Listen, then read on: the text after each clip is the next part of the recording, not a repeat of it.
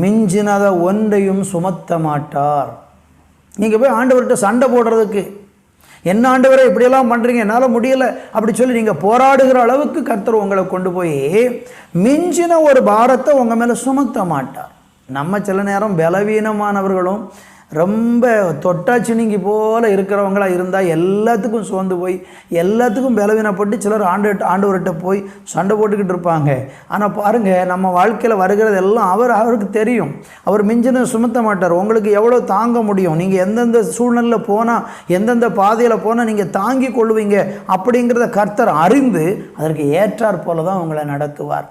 அப்போ நீங்கள் கேட்கலாம், அப்படின்னா ஆண்டவர் எதுக்கு என் மேலே பாரத்தை சுமத்துறாரு, ஆண்டவர் ஏன் என் மேலே இப்படிப்பட்ட ஒரு சுமையை கொடுக்கிறாருன்னா, இந்த பாதையின் வழியாக நீங்கள் கடந்து போனாதான் நீங்கள் இந்த உலகத்தின் பல பிரச்சனைகளை எதிர்கொள்வதற்கு திராணி உள்ளவர்களாக மாற முடியும்.